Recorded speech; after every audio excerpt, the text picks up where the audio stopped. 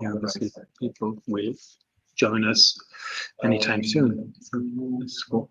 If you're okay, if we wait for a couple more minutes and then we start, and then people will join us the way. Okay,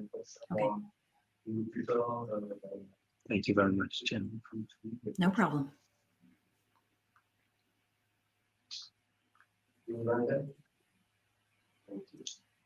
There's some people in like rounds. Okay.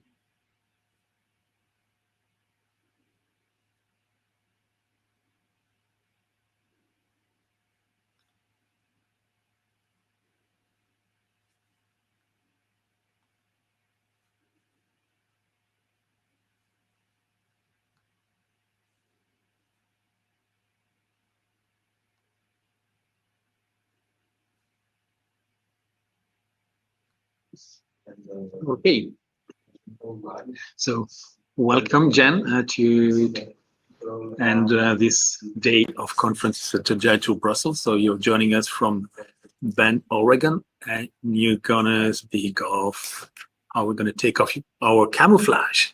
So Yes. thanks very much, and the floor is yours. Thank you very much. Well, good morning from the West Coast of the United States. I understand that it's quite a bit different there. So we'll go ahead and get started.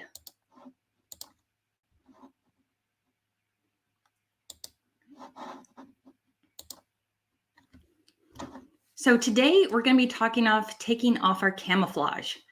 And many of you are probably saying, I'm not a hunter, I don't wear camouflage, and I'm not looking forward to like taking off my clothing. But that's not what we're talking about. I'm going to talk about overcoming imposter syndrome and tokenism so that we can just be ourselves. So like I said, I'm Jen Donahue, but also this is Jen Donahue. I've been in the United States Navy for almost 27 years, both active and reserve. I've served in Iraq, I've served in Afghanistan, and yes, when I'm in the military, I wear camouflage. Now, one of the things that I've noticed about when I wear my uniform is that I change a little bit as well. So it's not just, my literal wearing camouflage. I've noticed things like I start to stand a little straighter and my voice changes a little bit and it gets a little bit deeper. And I talk very directly to the people that I am communicating with. And what I've noticed is that these are almost like little bits of camouflage that I'm putting on my normal, happy, bubbly self whenever I'm in my uniform. So I'm talking about both literal and figurative camouflage. So much so that my best friend has a 6-year-old daughter, and I've known her since birth. I had to go over to my friend's house to go pick up something, and I was wearing my uniform. And I go in, and Haley hid behind her mom's legs because she didn't recognize me, just my mannerisms and just the way that I looked. And it actually scared her a little bit. And so I know that I'm a little bit different whenever I'm wearing my uniform. Now we're going to go over a couple of definitions. Now everybody's heard of imposter syndrome, and I call this the clouds of doubt. Have you ever been in a room and all of a sudden you look around and say, wow, what am I doing here? Am I really good enough to be here? What if they ask me a question and I don't know the answer? I'm going to feel stupid. Maybe I can't do this. Those are the clouds of doubt of imposter syndrome. And we all have them. And it's absolutely okay to have those. We can't really stop those. But the question is how do we get over that? And so I'd like to ask you a question. Have you ever experienced imposter syndrome?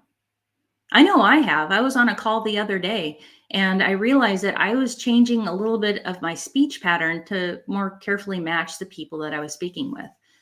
And that's imposter syndrome because I felt like I needed to be smarter whenever I was talking to these people. And so I want you to think about if you have had imposter syndrome, really, how did that make you feel? I know for me, it's like I didn't feel good about it. It's like I want to be my true, genuine self. So we're going to do, this is an exercise. So if you will, take your camera, take your phone. You can go to the QR code that's there at the bottom. You can also go to slido.com and you can just type in Agile Brussels. That's the passcode. And I would like to know from you, like, have you ever felt imposter syndrome? And usually it takes a couple minutes for, wow, we already have answers coming in. So yes, a lot of people have. I know I have. It kind of happens, at least a couple times a month. So we'll see if there's anybody else who can chime in.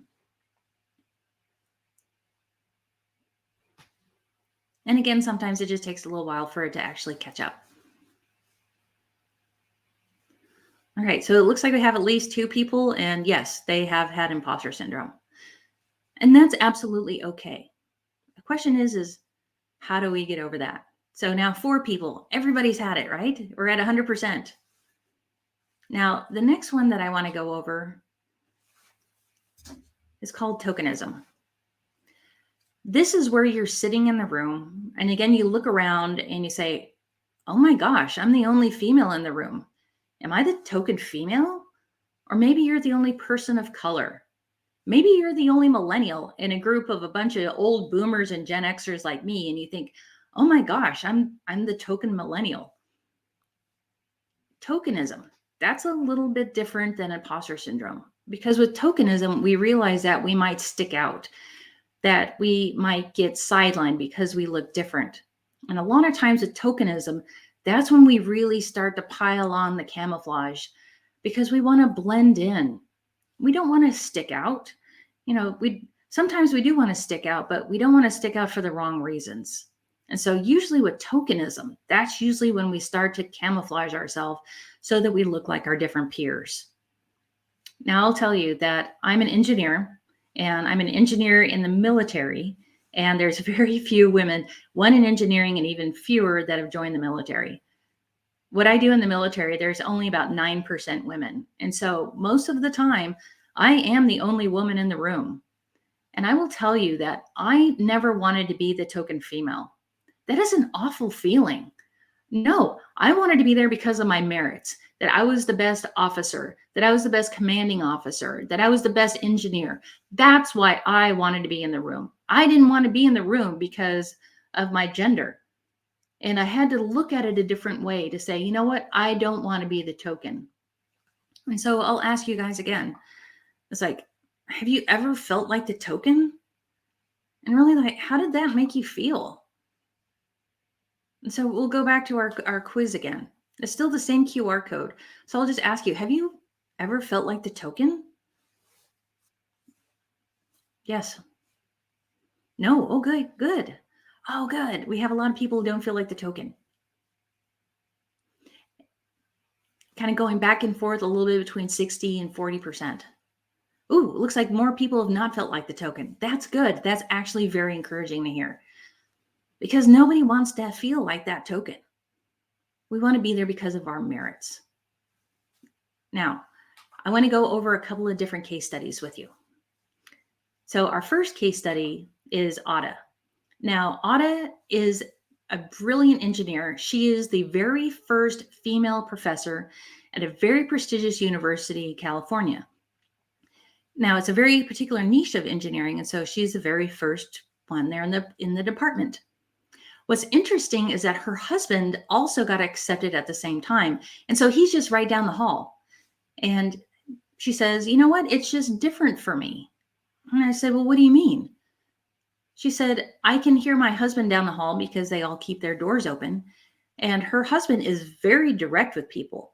He says it, exactly what's on his mind. He's very direct with his students, and that's the way that he communicates. And Ada says, well, that's my personality also. But I feel like I have to be softer. I'm supposed to fit this mold of what a female professor is. And she says she doesn't feel very comfortable with that. She thinks people are going to call her names. You know what I'm talking about? She's more direct with people. And she says, I'm not comfortable. She's like, I can't be my true self. I feel like I'm trying to fit some kind of mold that people think a female professor is supposed to be. And I talked to her about this, and she said, you know what? I am. I am totally wearing all kinds of camouflage. I have to be something that I just don't feel comfortable with. And you know what? And that's okay. But she feels like until she's ready, she has to keep that camouflage on. Now, our next one is Zara. Now, Zara immigrated from Iran, and she is absolutely beautiful. She's also about 5'2", which is pretty short. I'm 5'7", so I've got a good couple inches on her. And she always wears these incredibly high heels because she says she wants to look at everybody, on par. Now, Zara, whenever she would go to work, like she would always dress to the nines. She always looked very professional. A nice jacket, nice shirt, pencil skirt, down to the knees, nothing showy. And that's how she went to work every day. And she was one of the only females. Well, she was the only female engineer in the office. There were other females in the office, but they had other roles that they were taking care of. And what happened was that she kind of noticed that she was starting to be sidelined a little bit. And one day, after dressing like, very professional every day, human resources was called on her. And she's like, why is human resources being called on me? And one of the other colleagues called and said that she wasn't dressing appropriately.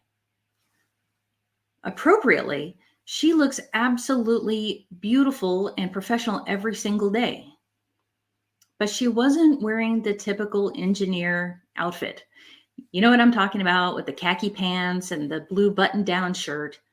She wasn't wearing that. She was wearing something completely different, but she looked very professional at it.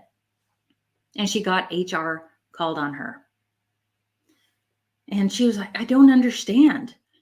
All this time she's noticing that she's being sidelined and she's being ostracized just because of the way that she looks. When HR came out to talk to her, they realized that no, she wasn't wearing like a short skirt or anything like that. They're like, you might think about wearing pants. You might think about wearing different shoes. You might, and all these other things just to try to make her fit in with the people around her. And so it wasn't just the way that she looked, it was also the way that she was being treated because she was different looking. And I talked to her about this. And she said, I didn't know I was supposed to wear the camouflage. She said, I came to the United States because I thought this is the land of opportunity and I'm free to do whatever I want. And I told her, I was like, well, yes, to a certain point, but you have to blend in a little bit at first in order to be accepted. And she didn't understand that sometimes maybe you do have to wear the camouflage first before you're able to really, truly be yourself. Now, since then, she's gone off and started her own company, and she is doing absolutely fantastic. She is a brilliant engineer. She does probabilistic seismic hazard analysis and like all kinds of crazy math. And she's able to dress the way that she wants because she now feels comfortable with who she is, and she has a lot more confidence. Now, our third case study is Jenny. Jenny also worked at an all-male engineering company. But Jenny always wore the engineering camouflage. Little khaki pants, blue button-down shirt, and that's the way that she went to work every day. But one of the things that she noticed about that, because she was blending in, was that whenever she went to a meeting, she was fairly quiet. She blended in with her colleagues and didn't really speak her mind. Her designs weren't being implemented because she wasn't really going after them. She was just trying to blend in. But then one day she said, you know what? I'm going to wear a skirt to work. And she did. And it was like totally blew people's minds. Oh my God, Jenny's wearing a skirt. We can see her legs. I mean, she said it was kind of pandemonium and chaos because all of a sudden she looked different. And she said, you know what? If people don't want to work with me because of the way that I dress, I don't want to work with them. And I thought, wow, that's really courageous and very bold as well. She said that whenever she started to go to meetings, she started to speak up more and she started to get her designs implemented because she felt comfortable with who she was and what she was doing. Now, this is very different from Zara, who had a very different experience. And it all depends on when you're wearing that camouflage and when you're not. And the question is, are you feeling comfortable with who you really are? Not just the way that you look and what you wear, but it's really like, how do you feel inside about who you are? And so I'll ask you a question. And you can go into the chat if you like, and I'd like to hear your thoughts. So my question is it okay to wear camouflage? And I would tell you that the answer is yes. If you're going to a new job, if you're going to a new social setting, I'd say it's okay to wear the camouflage. As we say, get the lay of the land. Who are these people? What are their values? What are their morals? What do they hold dear? What's important to them? You know, it's okay to kind of go in with the camouflage and just sort of get a feel for, what's going on. You don't want to go and show up in a prom dress if everybody's wearing cutoff shorts. We don't want to do that. That's on the very literal side. But figuratively, we want to get an idea of who we are around. So I would say yes. At the very beginning, it's okay to wear the camouflage. The question is when is it not okay to wear the camouflage? I would say that if you're in a situation like Ada, where you feel like you're so uncomfortable because you're having to fit into this mold of someone who everybody expects you to be, I think it's time to think about that camouflage and is it really doing you any good? And I would say also, if you're hurting people by trying to act like something that you're not, I say it's time to take a look. And I'll tell you a story. And this is probably the most camouflaged version of myself that I could tell you. I was a young officer in the Navy, and I got to my battalion, and I was put in charge of a department, like 24 years old, and I'm in charge of 14 people. And I'm so excited and like, wow, I'm in charge of people. I don't know what I'm doing. And so what I did is I looked to my superiors and said, well, how do they lead people?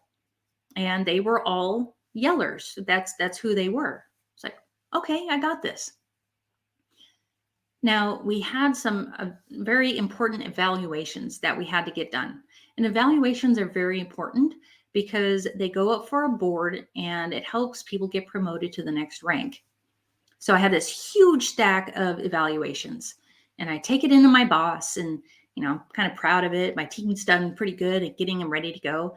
And I give it to my boss and he takes out a red pen.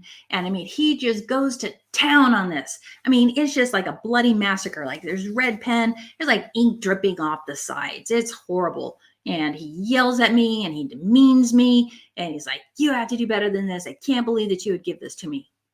Whoa, wow. Okay, wasn't expecting that. So I take the stack and I bring it back to the office. And, me and my team, we work to get all of those changes incorporated. And we're like, okay, we're ready. And so they give me the stack back and I bring it back to the boss and say, okay, here's the evaluations. And he takes out his red pen again and just goes to town. And he just, it's just another bloody massacre. It's like red ink. It's horrible. And he demeans me and everything. It's a horrible experience. So I think, well, I should probably try this leadership thing and really understand what it is. And well, all of my bosses are yellers and okay, I guess that's what you do is you yell at people to make them do what you want them to do. Okay. So I take the stack of papers, I bring it back into the bullpen and I slam it down on the desk and I yell at them and I tell them that they're worthless and I can't believe that they would give this to me. How dare you be in the United States Navy give me this kind of crap? And I just go after them and I just tear them apart. And I say, you better have these done before I come back in the morning. And I left.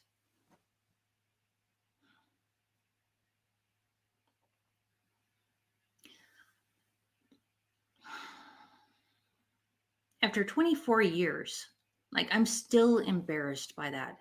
It's one of those things that really haunted me. How could I act like that? That's not who I am. I was trying to be something that I wasn't. And I probably hurt some people's feelings. And you know what? My team, they saw right through me. They're like, that's not who she is. And you know what? I lost all credibility. They didn't trust me anymore. And because I was trying to be something that I wasn't. I had to sit down that night and really think about, Am I really meant to be in the United States Navy? If this is how I'm supposed to lead? And I realize it's like, I've got to change. I can't lead like this. I can't be something that I'm not. I've got to take that off, and I have to be who I really am. So I will tell you that if you're trying to be someone that you're not, then it's probably time to take off that camouflage and really be who you are meant to be. So we've gone through all of this, and you're probably asking, wow, that's very interesting, but now what? And I call this my triangle of imposter syndrome. So the first one is that we have to recognize that we have either imposter syndrome or we're starting to feel like the token. And when these thoughts and these clouds of doubt start to come up, I want you to think about it. Are these irrational thoughts? Are they really, truly happening? Am I limiting myself by how I am looking at myself? And you need to ask these questions and really just acknowledge them. You can put a name to them and say, you know what, I'm feeling imposter syndrome. Okay, I recognize it. This is irrational, and this is not really who I am. So first, recognize. Now, it's okay. Now, this is a nice pie chart. I'm an engineer, love pie charts. In the orange, those are people who have had imposter syndrome. In the yellow, those are other people who have had imposter syndrome. And in the green, that is literally everyone else who has had imposter syndrome. 94% of everyone in the world has had imposter syndrome. Old people, young people, it doesn't matter. Men, women, children, it doesn't matter. We've all had imposter syndrome, and it's absolutely okay. But we have to get over that. We saw even in our quiz at the very beginning, who's had it? Everybody's had it. And it's okay, but we have to label it. We have to recognize, yes, this is what it is. And so the last case study I have is me. Now, yes, this is my real hair color. It's actually blonde. But several years ago, I was asked to be on a board. And on this board were what we call the graybeards. And these are the fathers of our type of engineering. I'm an engineering seismologist, and I track earthquakes. But really, that only started in about the 1960s. And so I'm sitting on this board with all of the grandfathers of our engineering. And I'm so excited to be there. And I'm sitting at the end of the table, and they kept calling me the little blonde girl because I was sitting down there. And this kind of went on because they were trying to get to know our names, but they just, for fun. It wasn't malicious or anything like that, but they kept calling me the little blonde girl. And for some reason, this really got to me. And, I'm looking at these guys, and it's like, wow, these are great minds of our time. What am I doing here? It's like, this is crazy. How, I'm nowhere near as smart as these guys. And so I did something impulsive, and I colored my hair brown because I thought maybe that'll make me look smarter. And I know that that's absolutely irrational. And I know we all change our hair color from time to time, depending on what the season is, or maybe we want highlights, or maybe we want a purple. And I tried to tell myself that, I'm just looking for something different. But in my heart, I really knew that I was changing my hair color because I wanted to look smarter, and I wanted to be accepted. And what I didn't realize is that I was already accepted. I was there. I was in the room. I was on the board. And for some reason, I had this imposter syndrome that I just felt like I didn't belong. And I tried so hard to change who I was so that I could fit in. The other girls had brown hair, and I just didn't want to stick out. It's pretty dumb, isn't it? And I'll admit it. But now I'm back to being my normal blonde self, and I'm really happy about that. I have a happy, bubbly personality. And now that I have just accepted who I am when I'm on these boards, I'm a lot happier. And guess what? People like to work with me because they know now that, hey, I'm trying to be my genuine self whenever I show up. So we have to recognize this. And it all starts here. Does anybody know what this means? I know it's all Greek to me. It means to know thyself.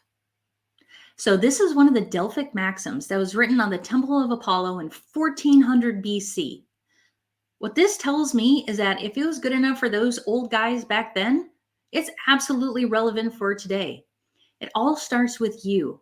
You have to know who you are. You have to understand what you're capable of, but it has to start with you. So the next item is to evaluate. Am I ready to maybe start taking off the camouflage? And the question is when is the right time? When is the right time to maybe think about taking off that camouflage so we can be our genuine self? Now, I would say this is very old school, but take a piece of paper and take a pen. And I want you to write down all of your accolades. I don't care if you won the science fair in the 6th grade. I want you to write it down. Write down where you graduated college. Maybe you absolutely killed it on a project last year and the company appreciated it. I want you to write it down. There's something about when you write it down and you just take a moment and look at that piece of paper and realize, wow, I'm actually doing something. I have worth. I have value. And you know what? That's going to start bringing up your courage and the confidence to start taking off that camouflage. Now, that's an old school way to do it. Maybe you put something on your phone and say, you know what? I'm just going to sit down for a minute when these clouds of doubt start coming, and I'm going to just write down my accolades. I've got a good friend, and what he does is he carries around a little book. And in that book, from time to time, he writes down what he's done. So for him, he's not starting from scratch each time, but he has that little book that he carries around. And he says that he has the worst imposter syndrome ever. But for him, just taking that book and looking through it, all of a sudden that starts to bring back his confidence. And he's ready. And he's like, you know what? I got this. I know what's going on. I've identified it. And you know what? It's irrational. I have value. I have self-worth. I'm ready. So we look at that and we're ready to act. We're ready to start taking off that camouflage. Now, here's my uniform. And so you'll see my hat, you'll see my boots, and then you see the blouse that I wear. But the one thing that you don't see is you don't see my pants. And the reason why is that after 26 years, I'm not really comfortable yet taking off my figurative camouflage. Now, literally, if I took off my pants, that's bad. Nobody, that's frowned upon in the US Navy to take off all your clothes in front of people. But figuratively, I'm just not ready. People expect something of me when they see Captain Donahue. I'm a normal, happy, bubbly person. But if I show up and I'm happy and bubbly, people aren't quite going to know what to do with me. Now, I have been able to take off some of my camouflage so that I feel more comfortable with who I am. Like I said, I'm not a yeller anymore. I've learned how to be empathetic, and I learned how to listen to people. And that's what I really enjoy doing, is I like to listen to people and hear their ideas, and that I'm not always pushing. And that's the way that I was taught. But now that I understand like who I am, what my values are, I'm able to start taking pieces of that off. Now, on the civilian side, on my engineering side, whenever I go to work, all the camouflage is off. I'm my normal, happy, bubbly self. And people like to work with me because, again, they understand who I am. I'm being genuine, and they are able to work with me. People like to work with me because they realize, hey, you know, when I work with somebody else, they're kind of a jerk. But you know what? She works out, and, you know, she is really pleasant to work with because that's my personality. So you have to look at different aspects of your life. Maybe in some aspects, yeah, all the camouflage is gone.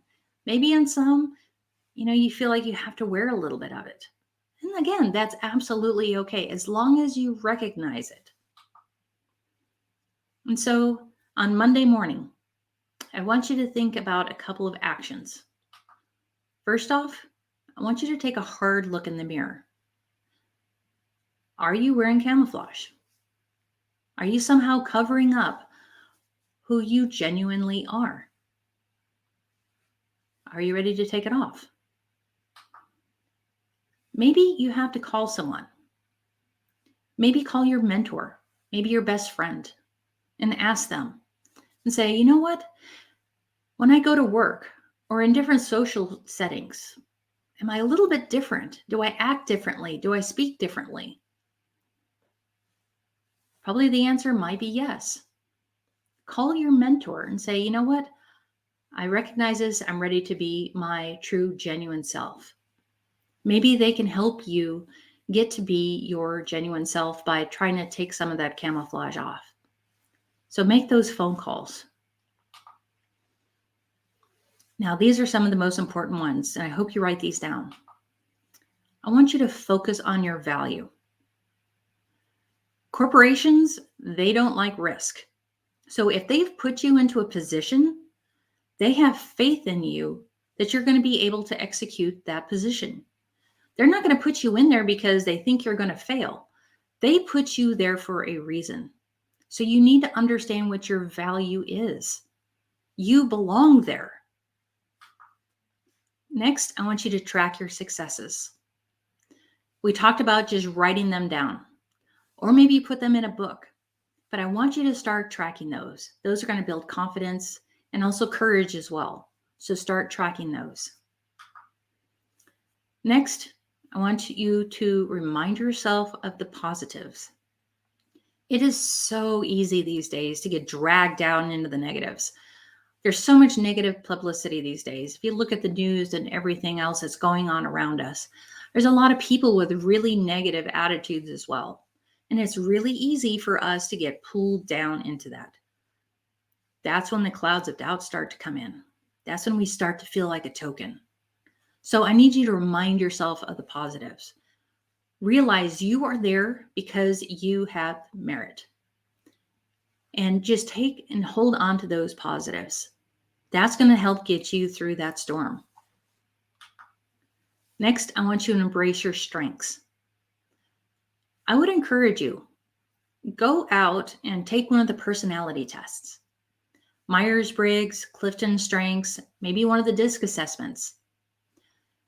It's going to tell you what your strengths are. It's also going to tell you what your weaknesses or challenge areas are as well. But if you understand your strengths, you can work on those. But you can also work on your areas of improvement and maybe try to turn those into strengths.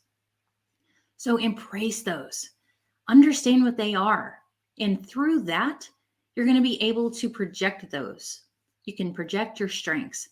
Study on those. Like, learn more about what your strengths are and really embrace it and go forward with those.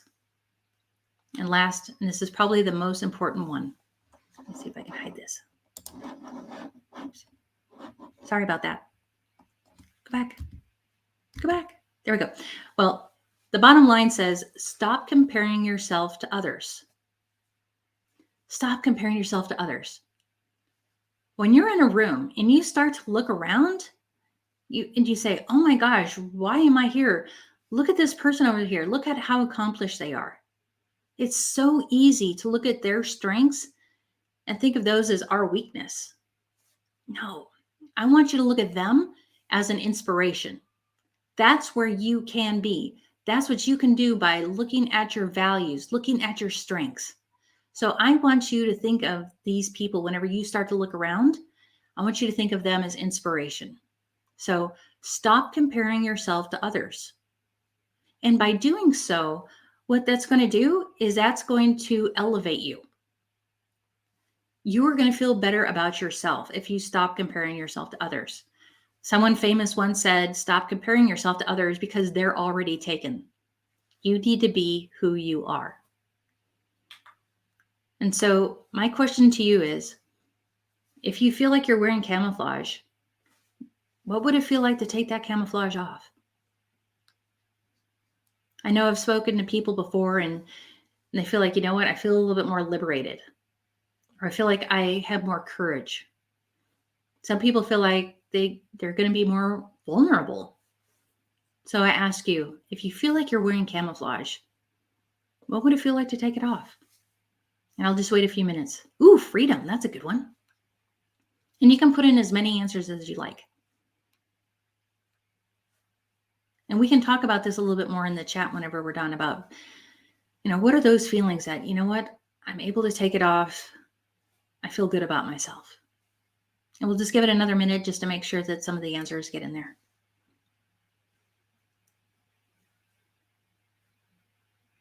Confidence and daring. Oh, I love daring. That's a great word. Lighter. Exactly. It feels like this big burden sometimes when we're trying to be something that we're not. Absolutely. Naked. Hopefully you're talking about figuratively and not literally. I mean, if that's your thing, that's okay too. But yeah, a lot of times we feel very vulnerable because we're taking that off. Maybe we call it camouflage. Maybe we call it almost armor. We feel like we have to wear armor when we go into work. And taking that off, we can feel very vulnerable about that. Trustworthy, liberating. Exactly. So I want you to think about everything that I've said over the last little bit. And I'm going to ask you, what will you do tomorrow morning? Now, I'm not going to come and find you and ask you if you actually did it, but I want you to think about everything that we've talked about. We've talked about recognizing. We've talked about putting a name to it. We've talked about evaluating. Is there something that you can do that will help you start to take off that camouflage? Maybe it's talking to a friend. Maybe you've noticed this in other people, that they are wearing camouflage. Maybe you go and talk to them and say, hey, you don't seem like you're your true self. I like this. Reflect. Think which layer of camouflage I need and which I don't. Ooh, that's a great one. I love that. So tomorrow morning when you're sitting over your cup of coffee, just think and reflect on this. What can I do? Ooh, thank people for being genuine. That's a great one. I love that.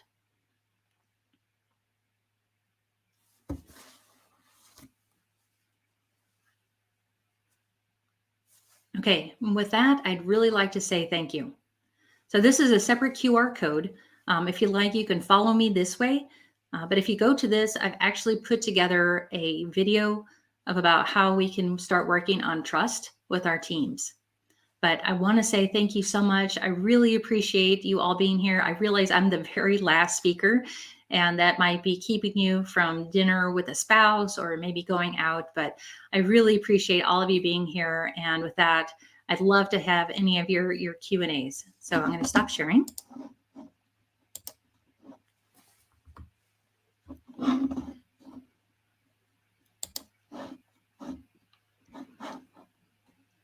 Thank you so much.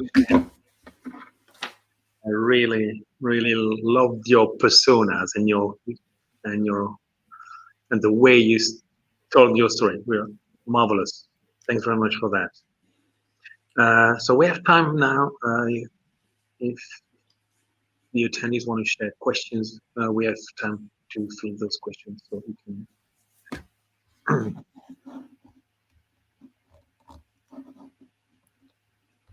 Oh, I like this. Wear camouflage to become unknown. That is true. Mm-hmm. Oh, thank you for the storytelling comment. I have lots of stories. We all felt that, I think.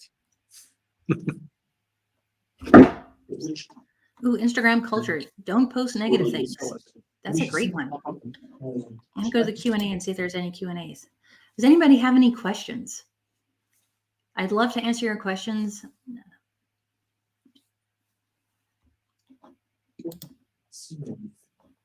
One question. Let's see, as I mentioned in the chat about Instagram, do you also see the risk to increase imposter syndrome among that generation? Wait, did I get the whole thing? Yeah. Yes.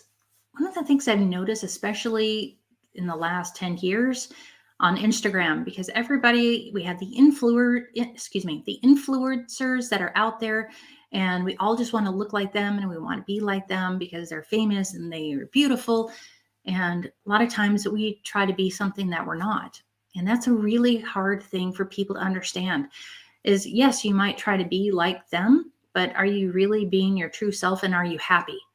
That's the biggest thing that I always wonder is, we're trying to fit into a mold of always wearing the best clothes or going out to such and such restaurant. And I think sometimes social media it's actually hurting us and almost piling on the imposter syndrome. And so if we can start to post more about, hey, look at what I'm doing, I'm being genuine, maybe that'll start to catch on a little bit.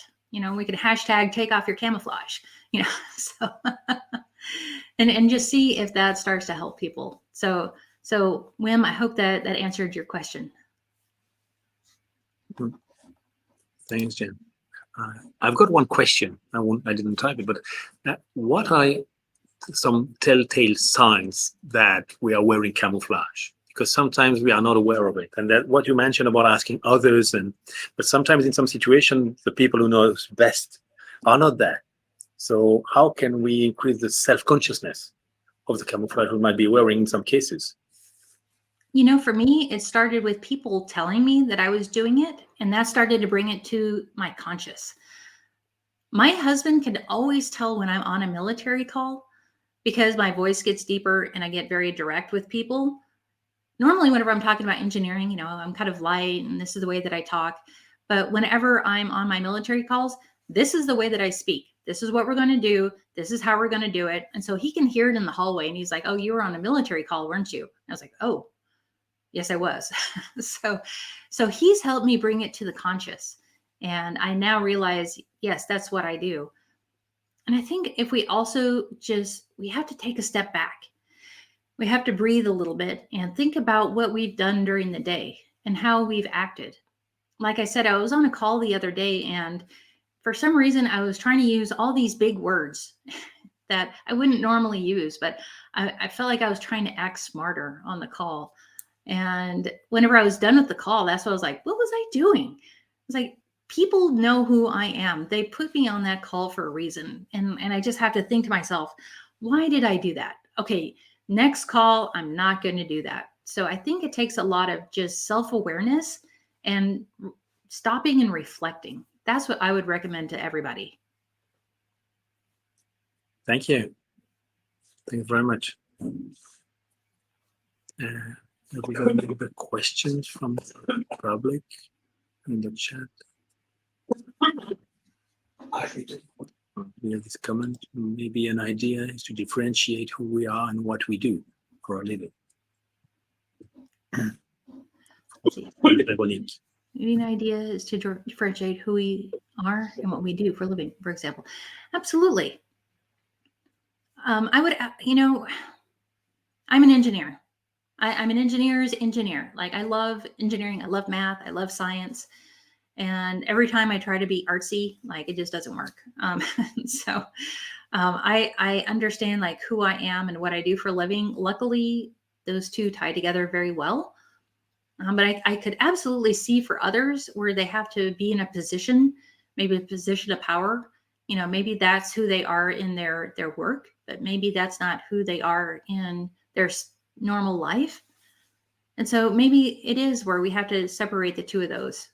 Kind of like whenever I'm an engineer, I have no camouflage on, but whenever I'm in the military, I do wear some camouflage. So maybe we do have to sexualize who we are a little bit, just so that we feel the most comfortable.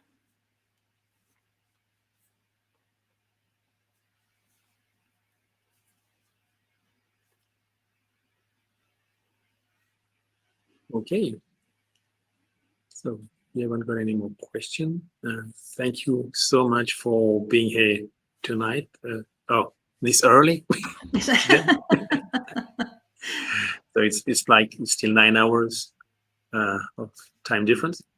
Thanks to all the attendees of this last session of the day. Thank you so much for being here. Thank you so much for being here for Jen's session. And see you all next year. Thanks again. And a round of applause. Thank you so much. Bye-bye, everybody. Have a great weekend. I still have to go through my whole day.